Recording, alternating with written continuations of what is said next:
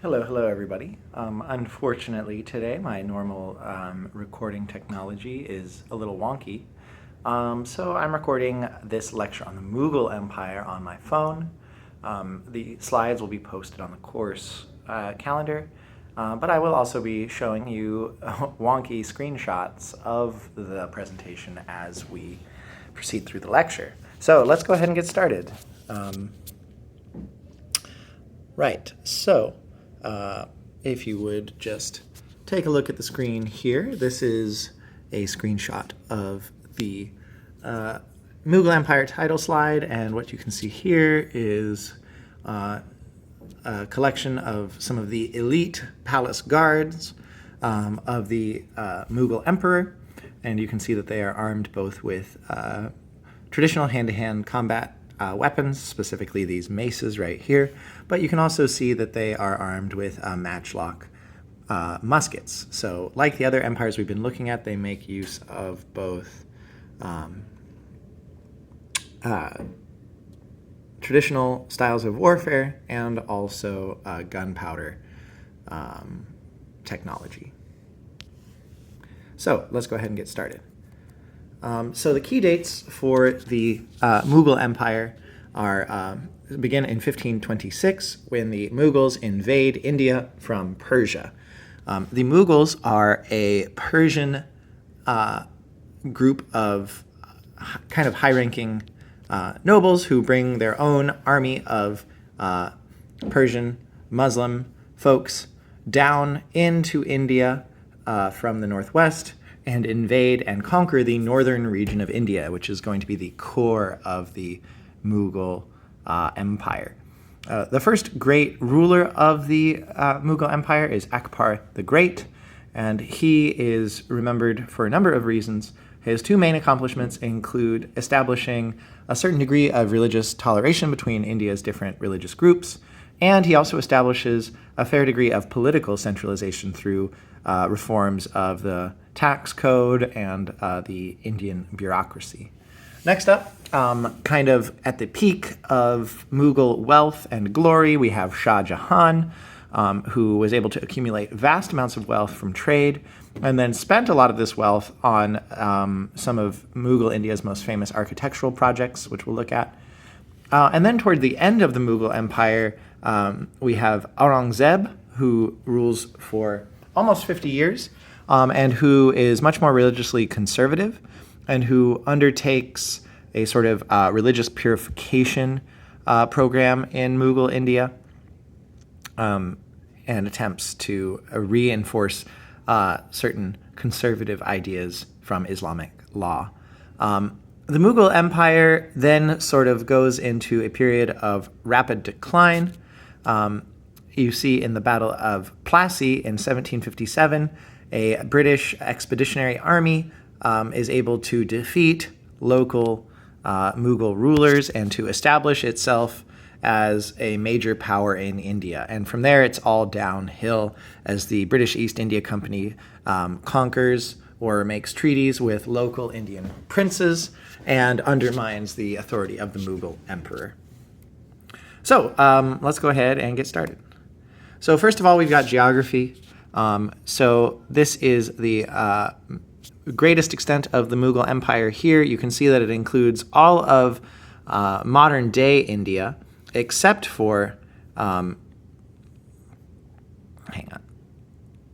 You can see that it includes all of modern-day India, except for the very southern tip and Sri Lanka. Well, Sri Lanka is not actually part of India today, but the very southern tip of India. But it also includes much of what is today Bangladesh, Pakistan, and even parts of Iran and Afghanistan. So it extends up into Central Asia and the Middle East. So this is a huge empire. Because it retains territory in modern-day Persia and Afghanistan, where there are large Muslim populations, the Mughal Empire retains contact with the sort of Muslim civilizations that it came out of. But as it conquers northern India, it acquires a huge population of Hindus, and there are a ton of big cities up and down the Ganges River in northern India, which is kind of the core of Mughal power and wealth. And then in the south, you see the kind of a decline in population density. It's not as wealthy, and it's harder to control in the south. Excuse me. All right, so this is the territory that we're talking about. The main part of the Mughal Empire is this northern bit, but they do expand through bloody wars south to conquer and unify almost all of what is today modern India.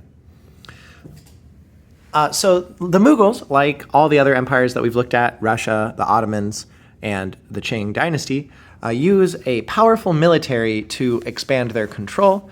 And this military makes use of both traditional forms of warfare, including elite cavalry units, as well as new styles of combat involving gunpowder infantry and cannons, or artillery, as it is known. So in 1526, they conquered Delhi and come into control of this northern chunk that includes most of the Ganges.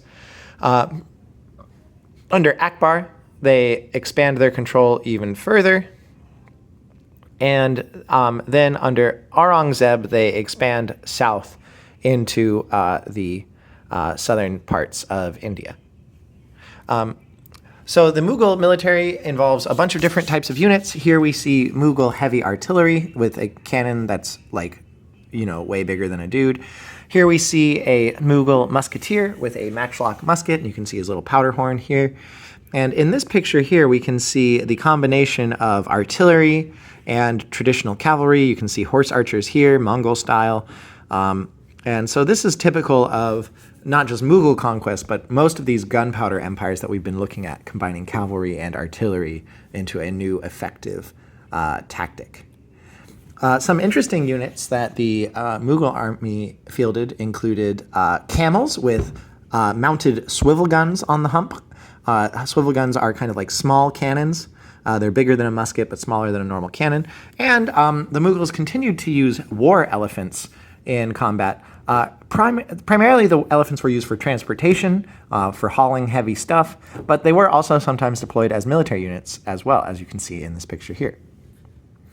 So with this powerful military, they expand and conquer a massive and multicultural population. Mughal India has the largest population of any empire at the time, except for the Ming dynasty.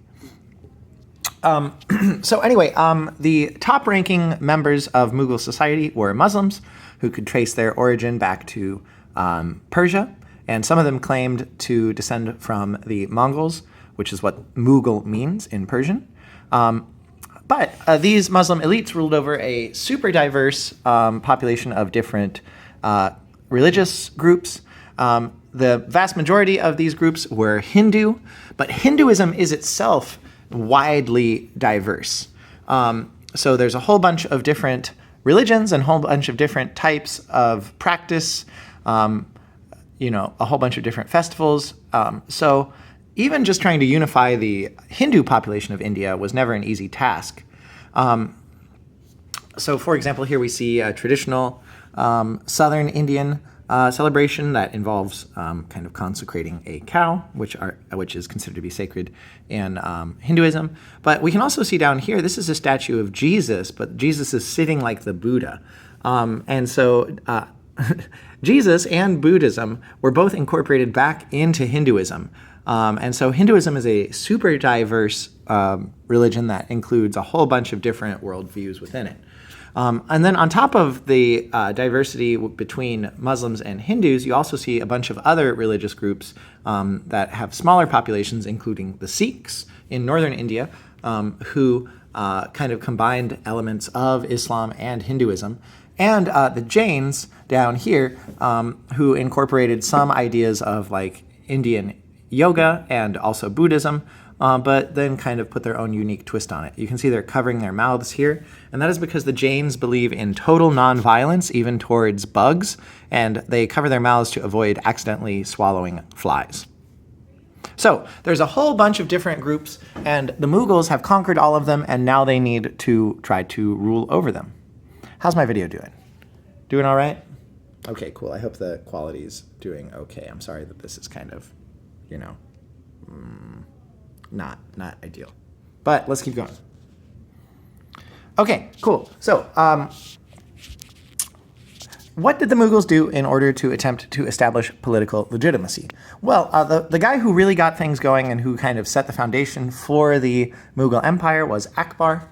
And Akbar undertook a number of different reforms. He undertook bureaucratic reforms in order to centralize his control over the Mughal government instead of letting local rulers call the shots. He also set up a system of more efficient taxation in which tax collectors brought all of the taxes, especially from trade, directly back to the central Mughal government. That way, local rulers would not have a chance to sort of skim off the top, which cut down on corruption. Akbar also goes out of his way to encourage trade with Europe, both with the production of pepper, which was highly in demand in Europe, and with the production of cotton. And he, in some cases, forces Hindu villagers to produce cotton, which is highly in demand in Europe as well. And by exporting and taxing pepper and cotton, Akbar is able to bring in huge amounts of wealth into the government. Another thing that the Mughals do is they use some of this vast wealth to produce art and architecture that shows Mughal power and also incorporates both traditional Hindu and traditional Muslim architectural styles into a new syncretic style that can be seen in two of the most famous pieces of architecture in India. One is the Red Fort in Delhi, which you can see here. This was the kind of palace where the Mughal emperors resided. It was simultaneously a fortress and a palace, and incorporates both traditional Muslim styles of architecture, as you can see with these sort of scalloped arches, but also traditional Hindu styles of decoration, which can be seen in some of the sculpture and other decorative elements. Here's the interior of the Red Fort. I mean, there's a lot of different interior spaces, but one thing that is super impressive about Mughal architecture is this sort of geometric domed pattern that they're able to create, which allows for these bright, airy, vaulting interiors, which are super impressive to people who are allowed into the Red Fort. And, impressing your guests with your power and wealth and taste is one way to establish your political legitimacy. And then, of course, you have India's most famous piece of architecture, the Taj Mahal, which was built as a tomb for the Mughal Emperor Shah Jahan's beloved wife. And once again, you can see that it incorporates both Hindu and Islamic elements. The Islamic elements include the minarets and the domes, and the Hindu elements can be seen more in the decorative elements, including this thing up here, which is called a finale, which goes on top. This is drawn from traditional Hindu architecture, but was put at the very top of this Muslim shrine. And once again, here you see these beautiful vaulting interiors covered with recurrent patterns. This is drawn more from traditional Islamic architecture, especially the sort of repeating floral patterns and stuff like that. Okay, cool. So let's move on to how the Mughals attempted to deal with the vast religious diversity within India. So under Akbar the Great, you see serious efforts to establish coexistence and even some degree of religious syncretism between the different religious groups. So Akbar establishes a bunch of different laws in order to encourage religious toleration. Most practically, he abolishes the jizya tax. And remember, the jizya is the tax on non-Muslims. So he gets rid of that. He also, on top of marrying a number of Muslim princesses, he also marries a number of high-ranking Hindu princesses as a way of showing that both religions are equal in his eyes. And he also opens up a specific space where different religious leaders are invited to come and debate the qualities of the different religions, and this includes Christians, Hindus, Muslims, Jews, and Jains. Also, he goes beyond toleration and attempts to establish an actual syncretic religion, a new religion that combines elements of Hinduism, Islam, and Zoroastrianism. This syncretic religion doesn't really catch on outside of Akbar's court, but it does show how serious Akbar was in trying to seek harmony between the different religious groups. However, this doesn't last. Under Akbar's great-grandson, Aurangzeb, who is one of the last great, powerful Mughal emperors, you start to see increasing backlash from conservative Muslim scholars and the strict implementation of, under Aurangzeb, of Sharia law, and also in some cases the destruction of Hindu religious sites. And so while for much of the Mughal Empire there was pretty reasonable efforts made at coexistence, it didn't last, and by the end of the Mughal Empire you see persecution of the Hindu majority by the Muslim elites. One of the key weaknesses of, this brings us now to the weaknesses of the Mughal Empire. So the Mughal Empire, first of all, has sort of inconsistent leadership. While they do have very strong leaders, especially in Akbar the Great, they do have a number of duds who end up in charge of the empire. The first dud is Akbar's son, a guy named Jahangir, who is not a particularly effective ruler, partially because he is addicted to opium. Then, of course, we have Aurangzeb, who reverses Akbar's policy of toleration, which leads to greater division and unrest within the empire. And, of course, this unrest between Hindus and Muslims is not going to make the empire stronger, and it's going to make it easier for the Europeans to come in and divide India up into different smaller warring groups. On top of this, over time, Akbar's attempts at bureaucratic centralization are going to fade away, and you're going to see the local rulers and local princes re-exerting influence and control over local taxation and government. On top of that, the Europeans who are going to come in and build forts on the Indian coast are going to establish more and more control over Indian trade policy.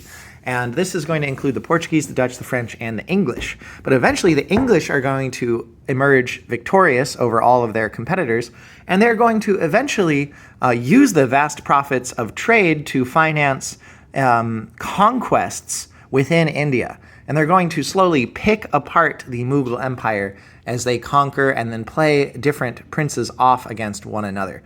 And so by the 1700s, the Mughal Empire is basically falling apart, and the British are going to move in and establish control. All right, so that's the Mughal Empire. Sorry for the weird format, guys, but hopefully that wasn't too crazy. I'm going to go ahead and upload this so you can watch it next period. Bye.